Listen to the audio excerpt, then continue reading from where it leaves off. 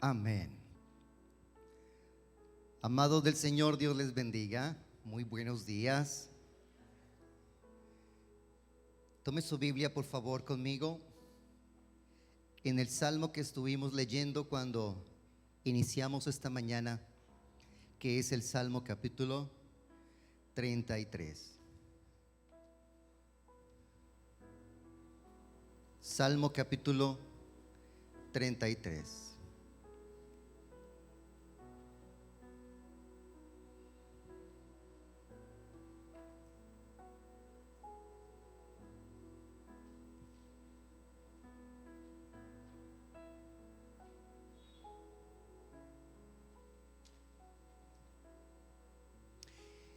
¿Quiere orar conmigo, por favor, diciéndole esta mañana al Señor?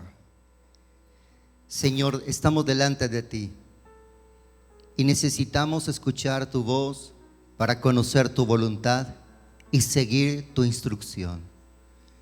Tus mandamientos, tus preceptos son para nosotros nuestra bendición, porque cuando caminamos en ellos, cuando los ponemos por obra, tú has dado promesa de bendición. Y nuestro corazón hoy está atento, dispuesta está nuestra vida para caminar en tu voluntad. Oramos en el nombre de Jesús, para que por medio de tu Espíritu tú estés enseñándonos e instruyéndonos hoy en tu palabra, en Cristo Jesús. Amén y amén. El capítulo 33 del libro de los Salmos dice en el versículo 12: Bienaventurada la nación cuyo Dios es Jehová, el pueblo que Él escogió como heredad para sí. Una vez más, y quiero que todos podamos leerlo en voz alta. Bienaventurada la nación cuyo Dios es Jehová, el pueblo que Él escogió como heredad para sí. Amén. La palabra bienaventurado o bienaventurada significa dichoso, dichosa, feliz, doblemente feliz. En Isaías capítulo 33 dice en el versículo 22 lo siguiente: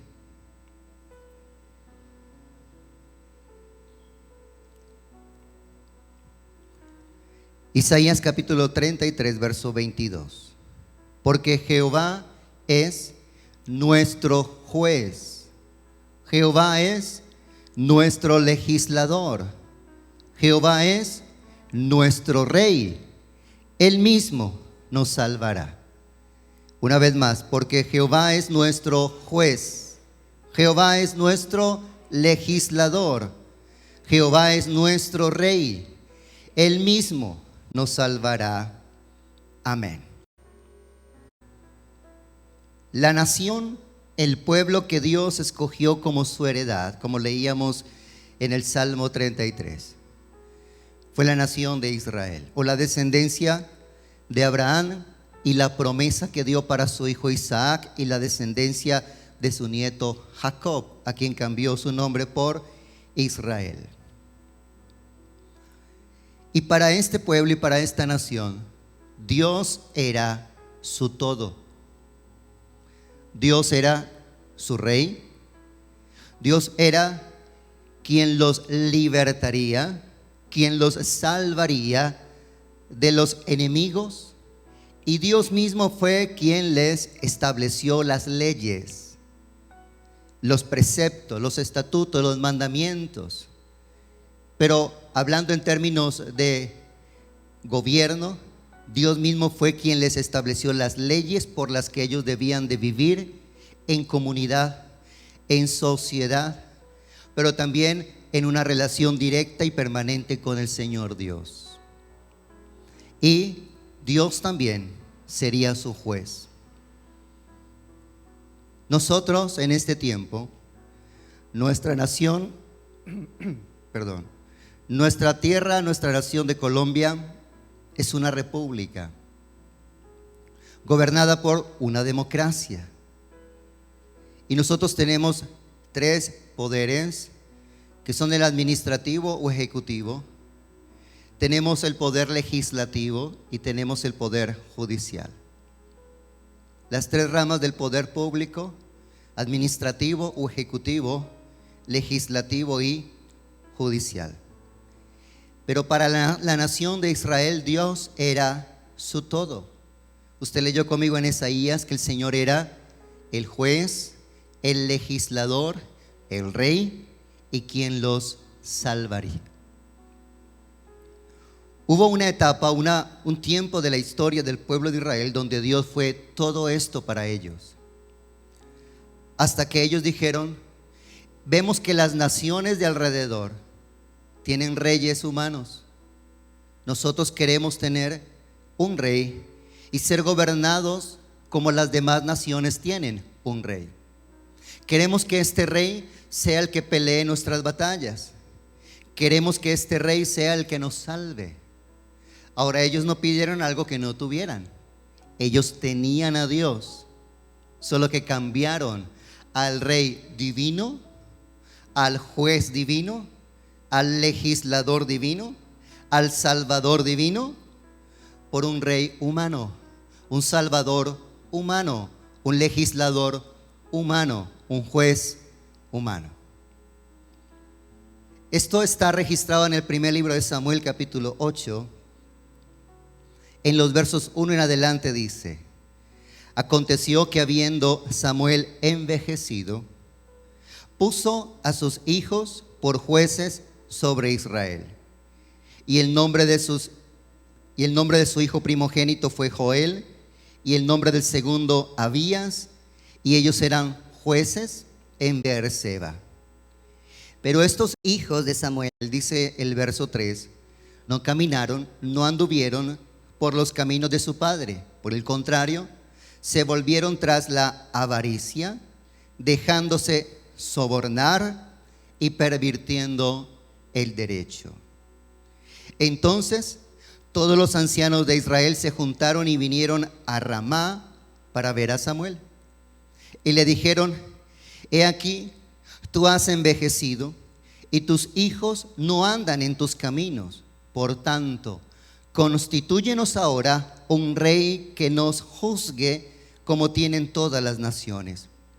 Pero no agradó a Samuel esta palabra que dijeron: danos un rey que nos juzgue.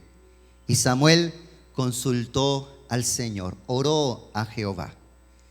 Y el Señor Dios Jehová le dijo a Samuel: escucha la voz del pueblo en todo lo que te digan, porque no te han desechado a ti, sino a mí me han desechado, para que no reine sobre ellos. Esto fue lo que contestó Dios: Samuel, haz lo que te piden, porque ellos no te están desechando a ti. Y esa palabra es fuerte y está bien traducida. Dice: me están desechando a mí, para que yo no sea rey sobre ellos.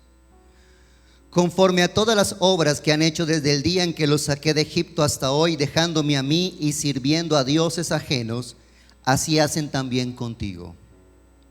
Ahora pues, escucha su voz, mas protesta solemnemente contra ellos y muéstrales cómo les tratará el rey que reinará sobre ellos. Y refirió Samuel todas las palabras de Jehová al pueblo que le había pedido rey. Y dijo así: el rey que reinará sobre vosotros tomará vuestros hijos y los pondrá en sus carros y en su gente de a caballo para que corran delante de su carro. Y nombrará para sí jefes de miles y jefes de cincuentenas. Los pondrá asimismo a que aren sus campos y sieguen sus mieses, y a que hagan sus armas de guerra y los pertrechos de sus carros. Tomará también a vuestras hijas para que sean perfumadoras, cocineras y amasadoras. Asimismo tomará lo mejor de vuestras tierras, de vuestras viñas y de vuestros olivares, y los dará a sus siervos. Diezmará vuestro ganado y vuestras viñas para dar a sus oficiales y a sus siervos. Tomará vuestros siervos y vuestras siervas, vuestros mejores jóvenes y vuestros asnos con ellos hará sus obras. Diezmará también vuestros rebaños y seréis sus siervos. Y clamaréis aquel día a causa de vuestro rey que os habréis elegido, mas Jehová no os responderá en aquel día. Pero el pueblo, lea conmigo esto por favor, no quiso oír la voz de Samuel y dijo: no, sino que habrá rey sobre nosotros. Y nosotros seremos también como todas las naciones, y nuestro rey nos gobernará, saldrá delante de nosotros y hará nuestras guerras. Y escuchó Samuel todas las palabras del pueblo, las refirió en oídos de Jehová. Y Jehová dijo a Samuel: oye su voz y pon rey sobre ellos. Entonces dijo Samuel a los varones de Israel: idos cada uno a vuestra ciudad. Amén. Este primer rey que Dios escogió fue de la tribu más pequeña, la tribu de Benjamín. Benjamín fue el último hijo de Israel, el menor de José. Y de esa tribu de Benjamín escogió a una familia, un hombre llamado Cis y su hijo que se llamó Saúl. Y este fue el primer rey de Israel. El Espíritu del Señor vino sobre Saúl. Le dio liderazgo, le dio capacidad de unificar la nación.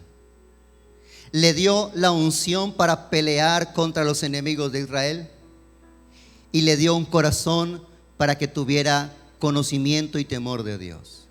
De hecho, la Biblia dice: el Espíritu del Señor vino sobre él y mudó su corazón.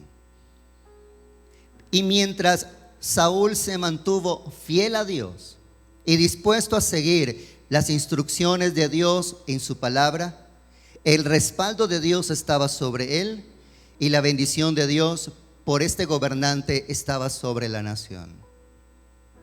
Pero también llegó el tiempo y el momento, como suelen suceder en nuestras democracias, en donde nuestros líderes, sus corazones son cambiados.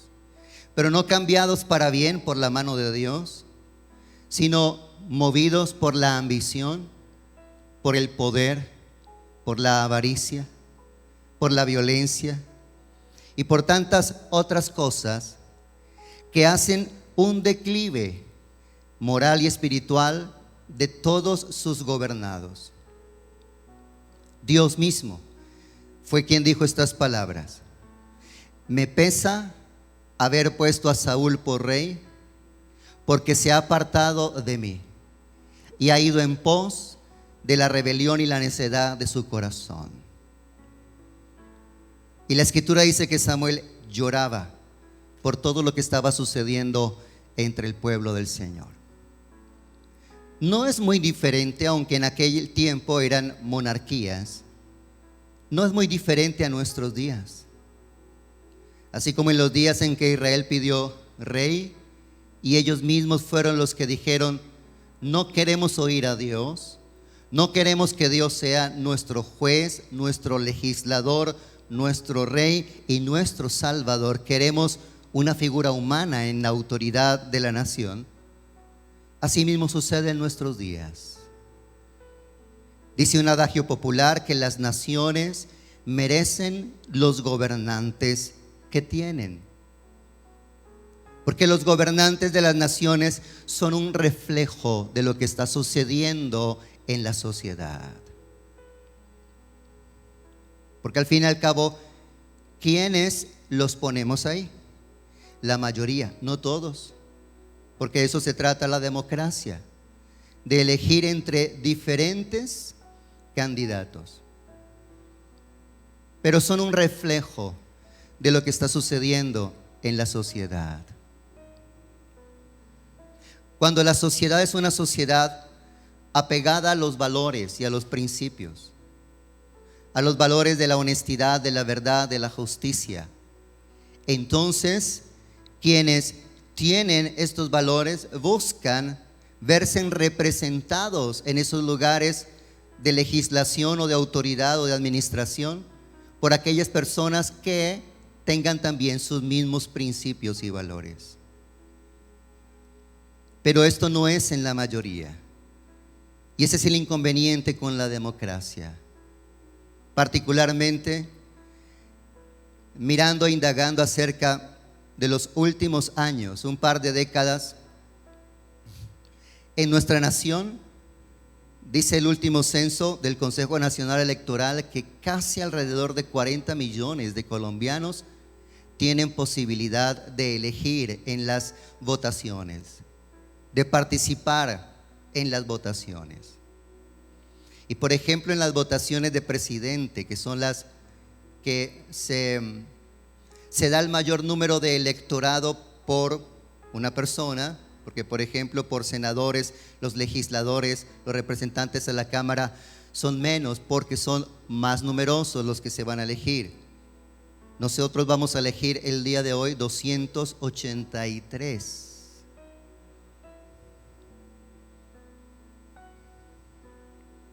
Entre Cámara Alta y Cámara Baja, o Senado y representación a la Cámara. Pero en las últimas votaciones votaron menos de la mitad del censo electoral. Y entre menos de la mitad del censo electoral, una de 4 partes, una cuarta parte, fue la que eligió el presidente que hoy tenemos.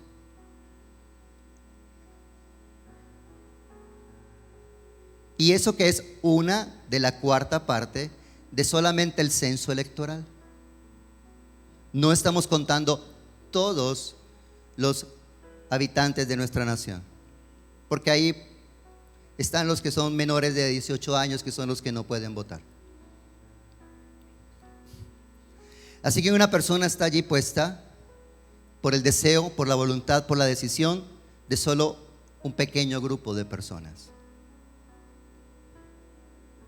Otros eligen por otros.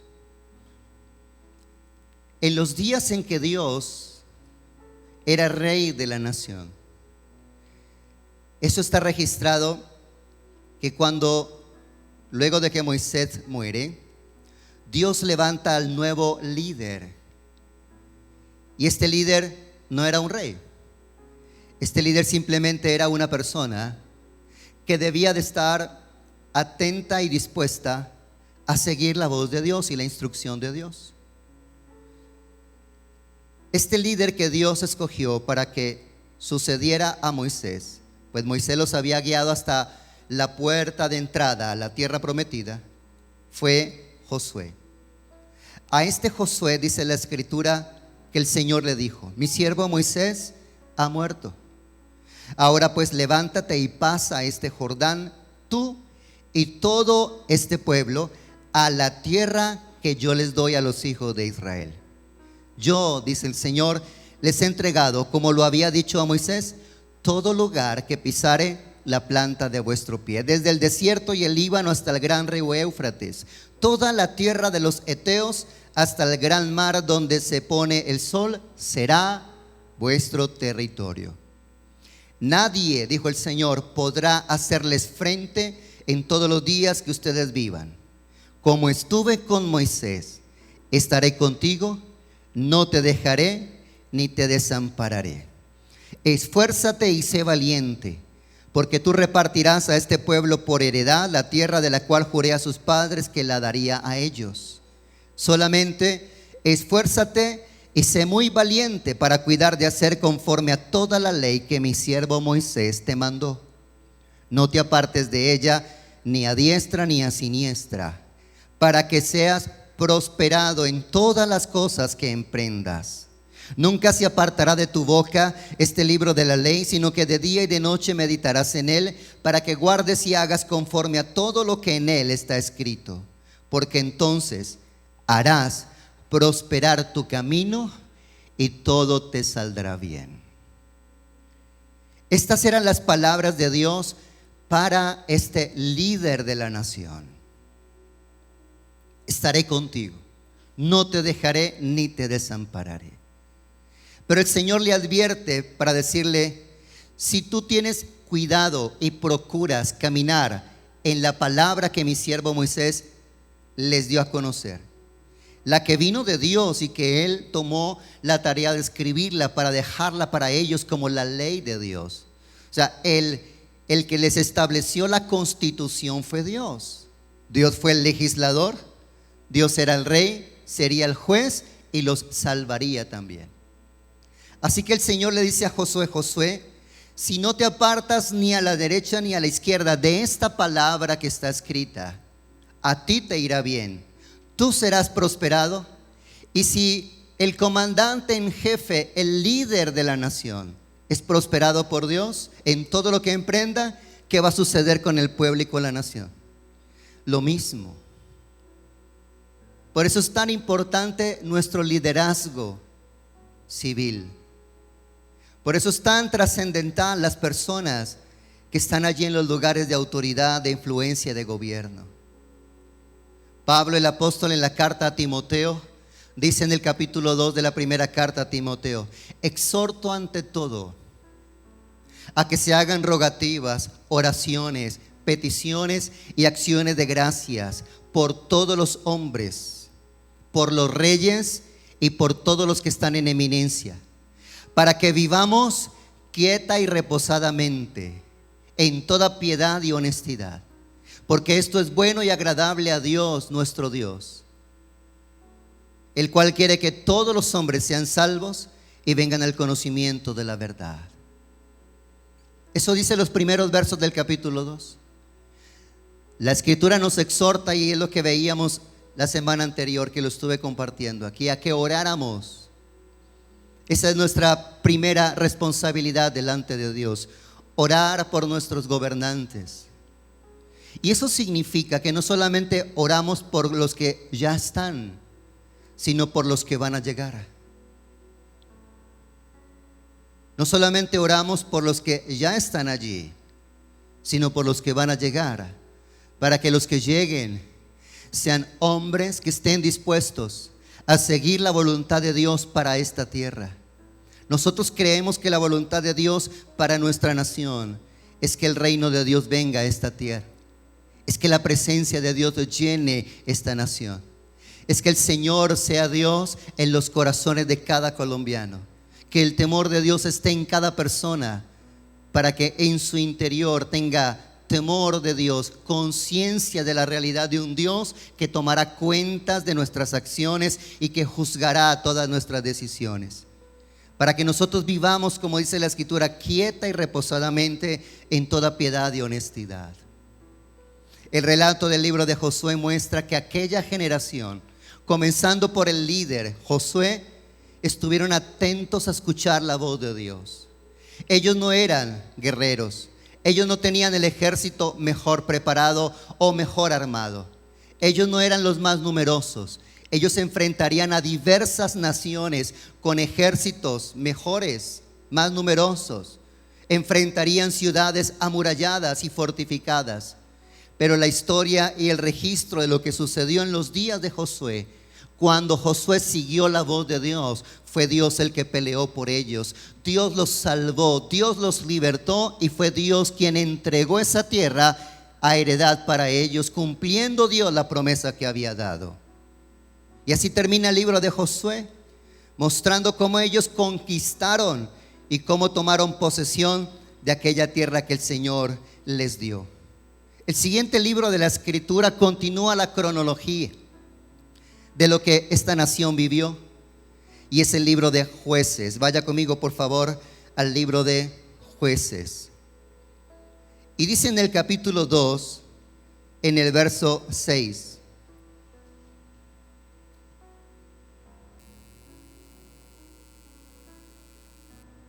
libro de Jueces, capítulo 2, verso 6.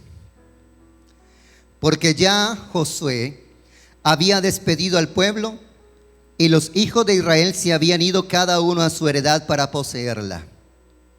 Y el pueblo había servido a Jehová todo el tiempo del liderazgo de Josué y todo el tiempo de los ancianos que sobrevivieron a Josué, quienes habían visto todas las grandes obras de Jehová que él había hecho por Israel.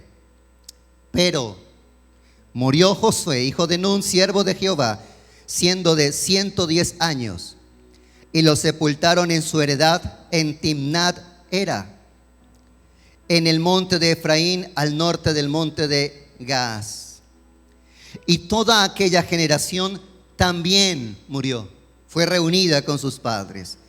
Y se levantó después de ellos otra generación que tenía una característica. ¿Cuál dice la Escritura? No conocían a Jehová ni la obra que el Señor Dios había hecho por Israel. Así que ¿cuál fue el resultado? Verso siguiente. Después los hijos de Israel hicieron, ¿qué cosa? Lo malo ante los ojos de Jehová. Hace 15 días, 2 domingos atrás, comencé a hablar acerca de la importancia de conocer a Dios. Solo que porque estamos atravesando este momento especial de nuestra nación, desvié el mensaje el domingo anterior y este domingo para hablar de esto, pero voy a continuar el próximo domingo hablando de esto.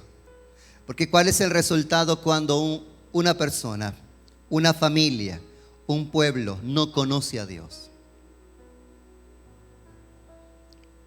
Que su vida es una vida apartada de la verdad de Dios, del conocimiento de Dios, y el resultado es el pecado. Perdón, el pecado. Así que esto es lo que sucede.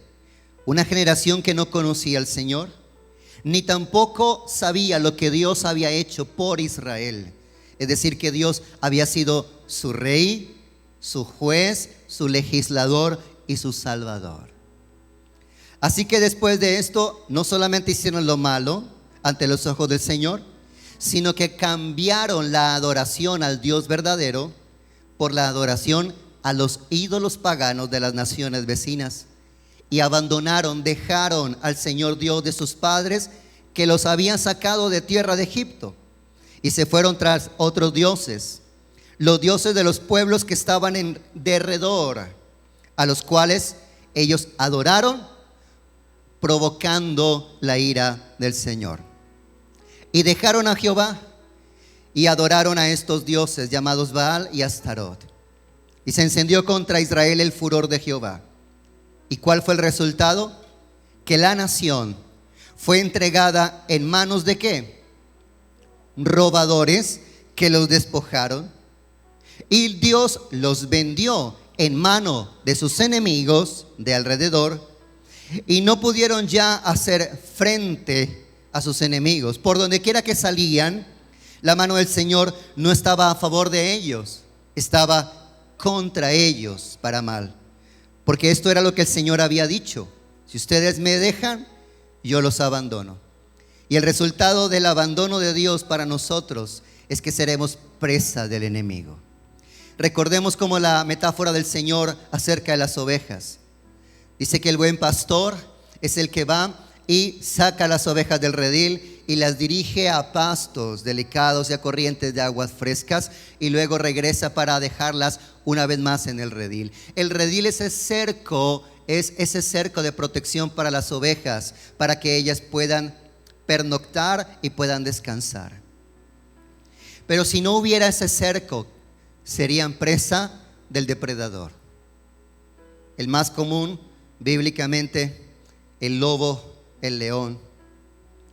Así mismo sucede con nosotros. La mano del Señor ya no está con nosotros, y entonces el enemigo toma fuerza contra nosotros.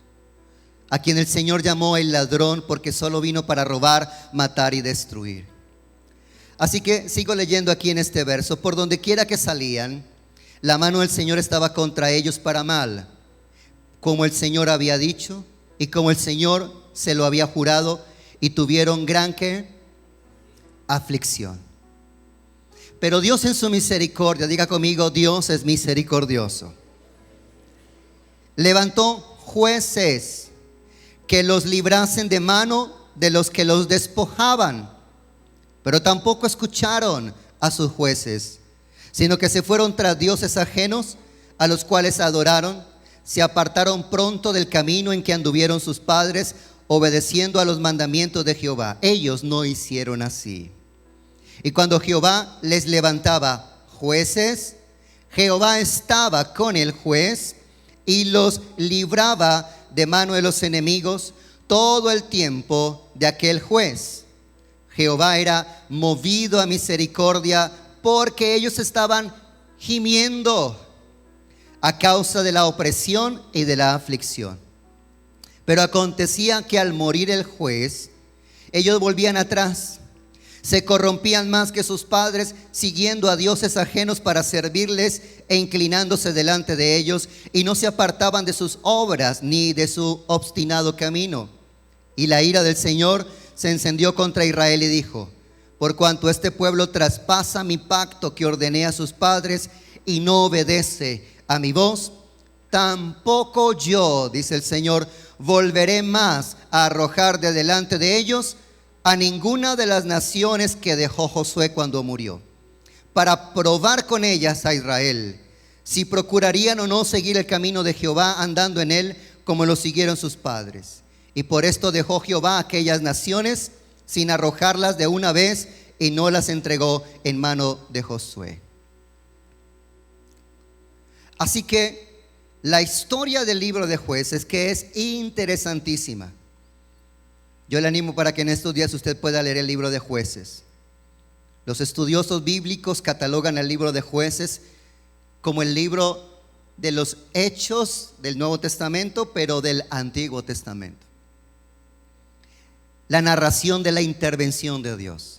Todo el libro de Jueces abarca aproximadamente casi unos 360, 370 años continuos de la nación de Israel, antes del periodo de los reyes. Y Dios, como dice aquí, levantaba un líder. Y cuando Dios estaba con este líder, la nación era engrandecida. Pero cuando la nación se apartaba de Dios, entonces Dios también permitía que los enemigos se levantaran contra ellos. Y toda la narrativa del libro de Jueces presenta de manera selectiva este mismo patrón y este mismo ciclo. Si estás tomando nota, me gustaría que pudieras escribir esto. Esto es lo que sucedía siempre en el libro de Jueces, el mismo patrón, porque los tiempos pasan, las modas van y vienen, hay cambios, regresan a las cosas anteriores, lo que era novedoso ya no lo es, en fin, pero el corazón del hombre sigue siendo el mismo. 30 años, 40 años, 60 años, una nueva generación y las cosas eran iguales. Y este es el ciclo que presenta el libro de Jueces. 1. El pueblo de Dios, los hijos de Israel, hacen lo malo ante los ojos del Señor. Y le doy ejemplos como el capítulo 2, versículo 11. Los hijos de Israel hicieron lo malo ante los ojos de Jehová y sirvieron a los Baales. Y esto está en todo el libro de Jueces, capítulo 3, versículo 7, capítulo 4, versículo 1, capítulo 6, versículo 1, capítulo 10, versículo 6.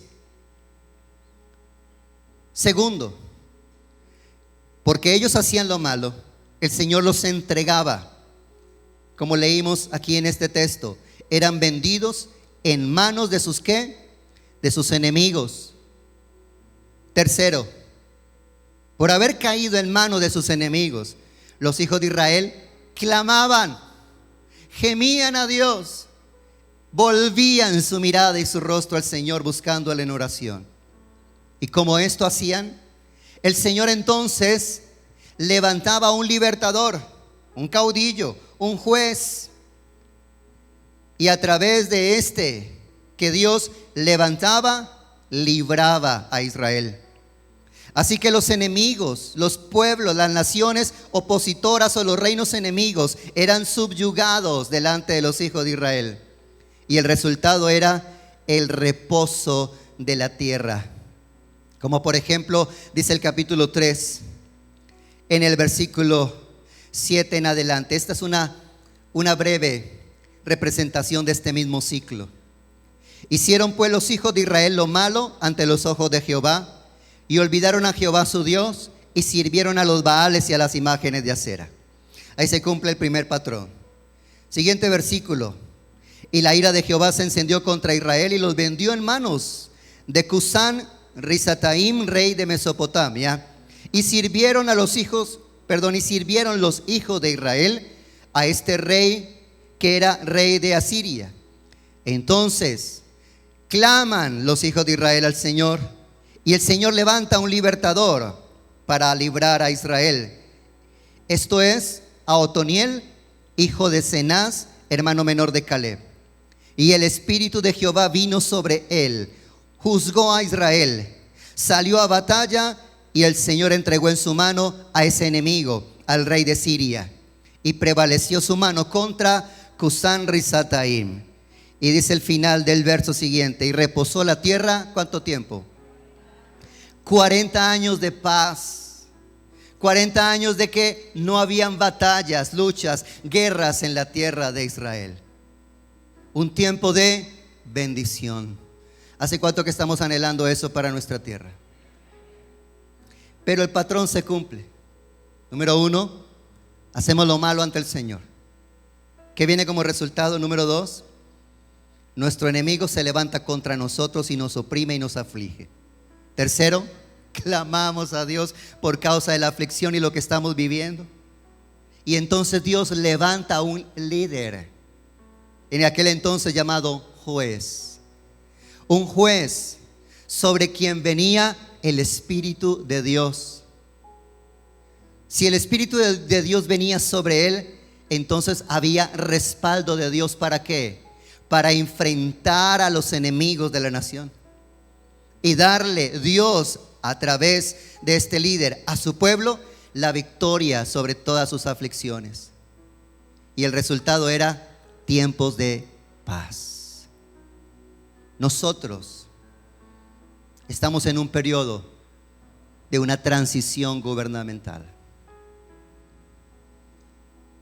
Nosotros necesitamos hacer algo, y es el libro de Jueces lo registra una y otra vez, una y otra vez. Y quiero enfocarme en esto. Capítulo 3, dice el versículo 9: entonces clamaron los hijos de Israel a Jehová. Capítulo 3, versículo 15. Porque después de los 40 años de paz, volvieron a hacer lo malo, se levantó un nuevo enemigo. Y el versículo 15: a causa de la aflicción, a causa de la esclavitud, clamaron los hijos de Israel a Jehová, y Jehová les levantó un libertador. Y en este caso, aquí es otra persona, Ahod, hijo de Gera, quien era un descendiente de la tribu de Benjamín, el cual era zurdo. Y los hijos de Israel enviaron con él un presente a Eglón, rey de Moab. Y cuando Dios levanta a este juez, una vez más Dios les entrega entonces la victoria. El final, en el versículo 30, dice: fue subyugado Moab aquel día bajo la mano de Israel, y reposó la tierra, ¿cuánto tiempo? 80 años. Y así el periodo de los jueces era este: cada 30, cada 20, cada 40, cada 50, cada 60 años, la misma historia. El capítulo 4, versículo 3, una vez más vuelven a hacer lo malo, son entregados en manos de sus enemigos. Y el verso 3 dice: entonces los hijos de Israel clamaron a Jehová, porque el enemigo que en esta ocasión era diferente, se había levantado contra el pueblo del Señor, tenía 900 carros errados. Para este momento, para aquel entonces, no eran tanques blindados, no, es como decir lo más avanzado en la tecnología militar. Un buque, un portaaviones, un submarino nuclear, y nosotros con armitas de agua. Pero ellos clamaban, y entonces Dios, la respuesta era que levantaba a una persona sobre quien el Espíritu de Dios venía para liderar y llevar a la nación a tiempos de libertad, a tiempos de paz y a tiempos de reposo. Capítulo 6, versículo 6.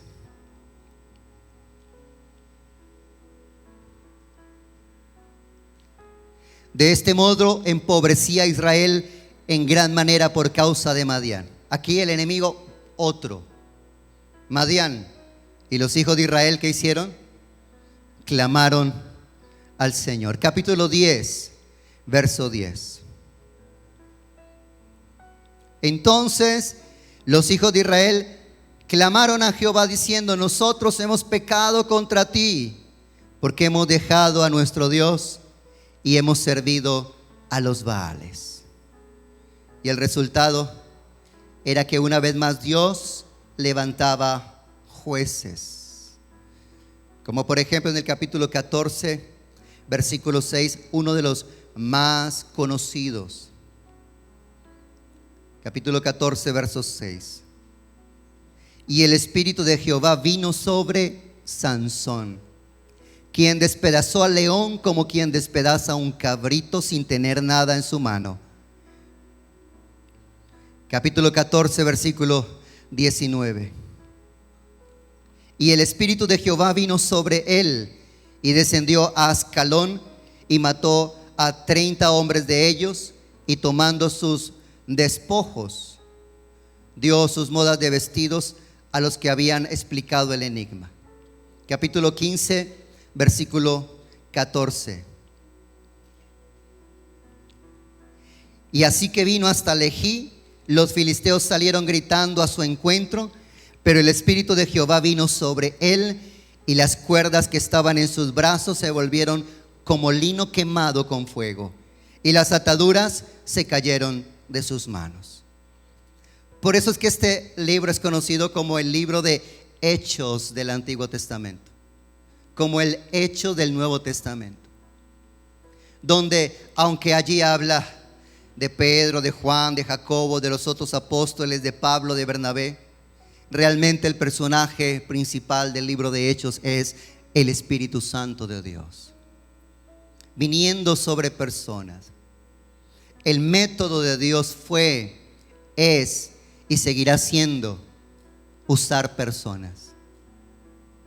La salvación de Dios viene a través de hombres que Él mismo levanta y que unge con su espíritu para dar tiempos de cambio para una familia, para una ciudad, para una nación. Y nosotros necesitamos eso en nuestro tiempo. ¿Cuántos dicen amén?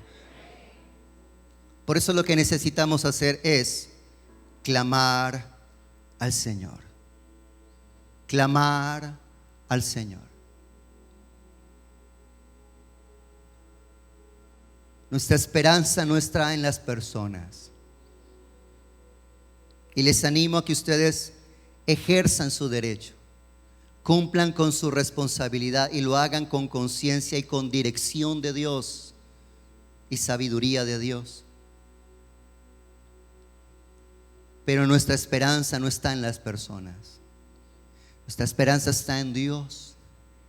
Que si Dios, por causa de nuestro clamor y de que nos volvemos de todo corazón a Él, Dios es el que levantará hombres llenos de su presencia, que permita a Dios que a través de ellos nuestro país tome un mejor rumbo para la gloria de su nombre y para bendición de todos nosotros.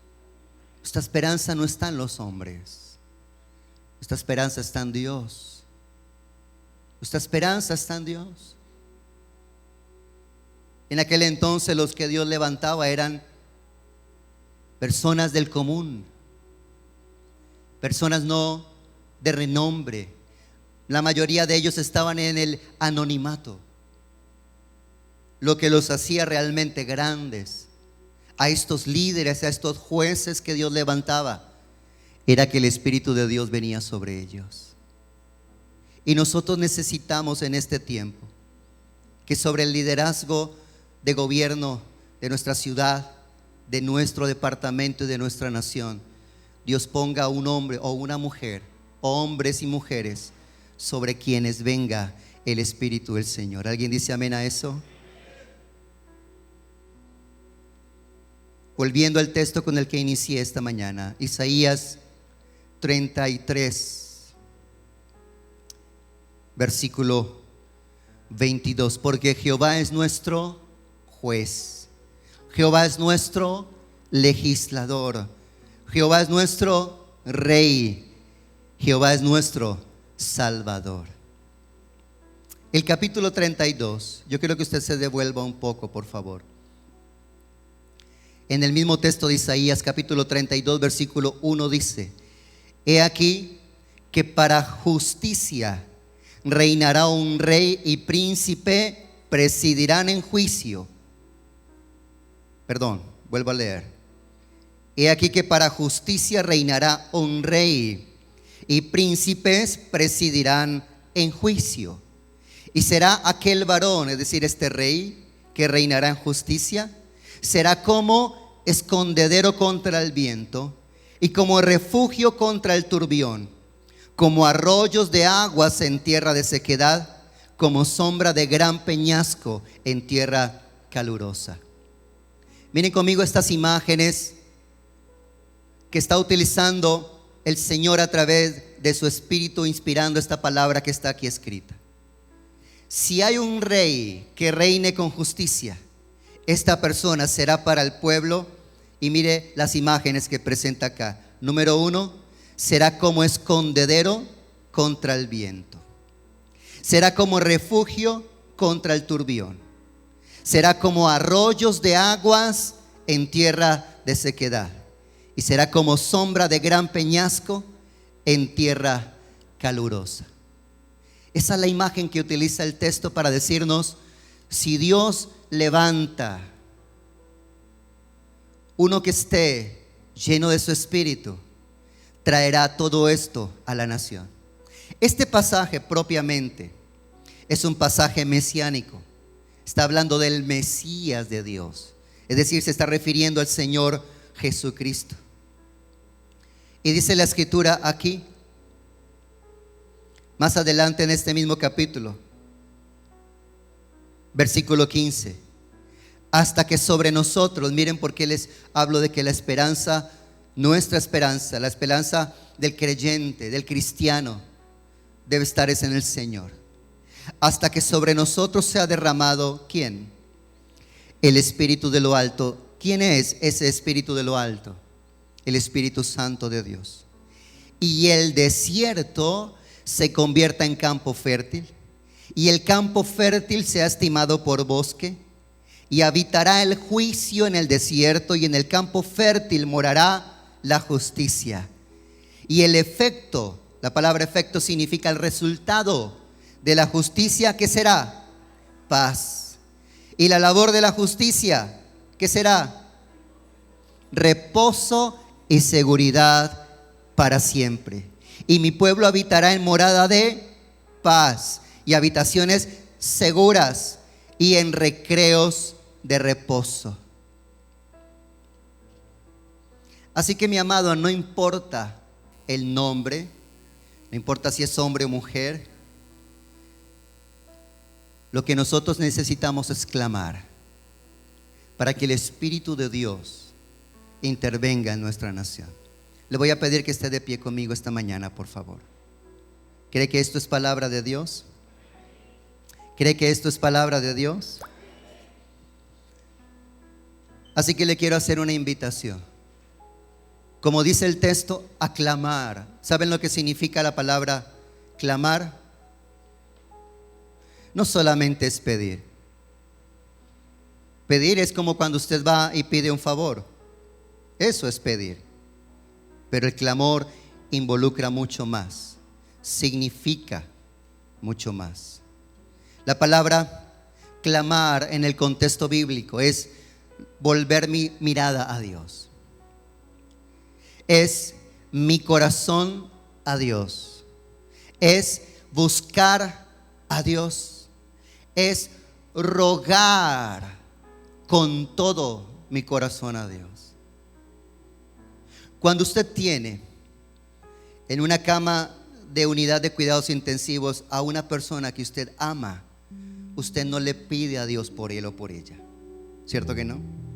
¿Usted qué hace? Usted le clama, porque hay un involucramiento de sus sentimientos, de sus emociones. Muchas veces Dios me ha permitido orar por personas con un gemir y con un clamor como ni siquiera he orado por los míos. Eso solo lo puede dar el Espíritu Santo. Eso es lo que necesitamos que Dios nos dé en este tiempo.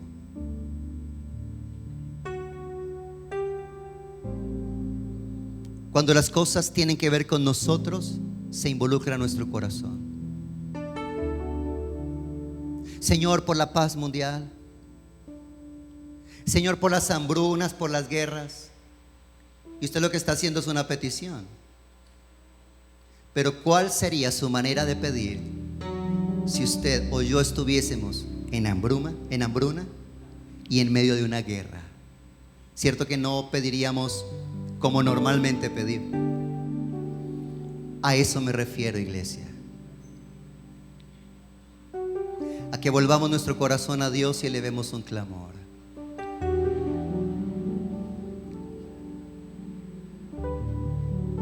Nosotros vamos a estarles compartiendo, porque de aquí en adelante hasta las elecciones presidenciales vamos a estar teniendo en las noches un tiempo dirigido de clamor. Vamos a reunirnos un grupo de líderes espirituales de la ciudad de manera presencial en un lugar los lunes en la noche. Pero los martes y los miércoles a las 9 de la noche vamos a tener un tiempo de transmisión a través del canal de Facebook y de YouTube de la Asociación de Pastores de la ciudad.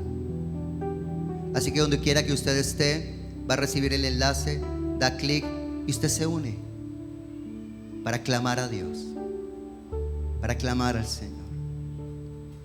No vamos a orar por este o aquel. Vamos a volver nuestro corazón a Dios y decirle: ten misericordia de nuestra nación. Porque no importa él o la que suba a gobernar, necesitamos es aquel o aquella sobre quien venga el Espíritu de Dios. Orando como dice este texto, guárdelo en su corazón, escríbalo por favor en su libreta, subráyalo en su Biblia. Isaías 32 versos 15 en adelante. Levante sus manos conmigo. Padre que estás en los cielos, este es un día especial. Este es un momento muy especial. Este es un tiempo único, trascendental para el destino de esta nación, de esta república.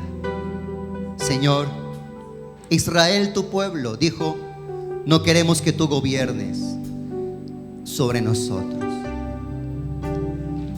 Asimismo ha sido la decisión de millones de colombianos en este tiempo. No queremos. No queremos seguir la voluntad de Dios. No queremos que la palabra de Dios dirija nuestro camino. No queremos seguir las instrucciones de Dios. No queremos que Él sea nuestro rey. Queremos un hombre, queremos una mujer. Pero Señor,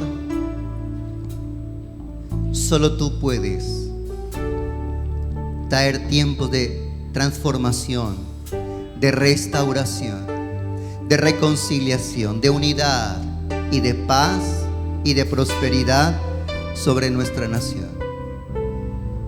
No importará realmente quién sea, no importará realmente quién llegue a esos lugares de autoridad. Lo que necesitamos es que el corazón nuestro se vuelva a ti y que nuestra oración se torne no solamente en una petición, sino en un clamor genuino. Sálvanos, oh Dios, salva nuestra nación. Que venga tu reino a nuestra tierra. Que venga tu reino a Colombia. Que venga tu reino al Tolima. Que venga tu reino a Ibagué. Que venga tu reino a nuestras casas. Que venga tu reino a nuestras familias. Que venga tu reino a nuestros matrimonios. Que venga tu reino a nuestros corazones. Es nuestra petición, Señor. Y unidos esta mañana, te agradecemos por este día de elecciones.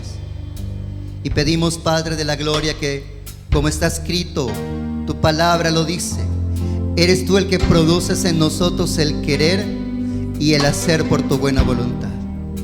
Mueve, Señor, el corazón de cada colombiano a que con diligencia participe, haga uso de su derecho y lo ejerza con tu guía y con sabiduría de lo alto, para que los nuevos legisladores de nuestra nación por los próximos 4 años sean hombres y mujeres que tengan principios, que sean temerosos de ti, que sus corazones aborrezcan el amor al dinero y la avaricia, y, Señor, sean guiados, dirigidos, inspirados por tu Espíritu, para que cada ley que se establezca en nuestra nación engrandezca nuestra nación.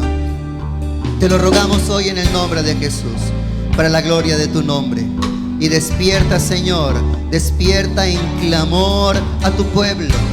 Mueve por tu Espíritu, Señor, tu mano y sensibiliza los corazones de los que te conocemos, de los que tenemos temor de ti, de los que conocemos tu palabra y tu verdad. Y por tu Espíritu, Señor, levántanos. Levántanos como ejército intercesor. Levántanos como guerreros de oración para pelear, Señor, para que el rumbo de nuestra nación, sea dirigida por tu mano para tiempos de prosperidad, de paz y de refrigerio, como resultado de que tu justicia viene a nuestra nación. En el nombre de Jesús, en el nombre de Jesús. Si alguien lo cree, diga fuerte: amén. Así sea hecho para la gloria de su nombre. En el nombre de Jesús. Gracias, Señor, gracias, gracias. Gracias, gracias, Señor. Amados, esta semana regresamos con nuestros talleres discipulados habituales. El sábado entonces tendremos los grupos de conexión que tienen nuestros chicos, los juniors, los teens, los jóvenes, los adolescentes también, en la tarde del sábado. Nos vemos el jueves a las 6:30 de noche con Jesús. Y por favor, esté atento de las redes sociales. Y también queremos anunciarles que tenemos un canal de WhatsApp con un nuevo número celular y un nuevo número para que usted esté en ese canal de WhatsApp. Así que esté atento, se lo vamos a enviar a los que ya están con nosotros en el listado de difusión de WhatsApp. Y quiero saludar esta mañana a aquellos que hoy están con nosotros por primera vez. ¿Estás aquí con nosotros por primera vez esta mañana? Bienvenido, gracias por acompañarnos este día. ¿Alguno, alguna más? Muy bien, le recibimos con aprecio, con cariño. El Señor le bendiga. Ahora nuestros anfitriones de la congregación se van a acercar a ustedes para poder saludarles y conocerles. Amados del Señor, salgan a ejercer su derecho, cumplan su responsabilidad y sean direccionados por el Espíritu del Señor. Que Dios nos bendiga en este día. Dios les guarde.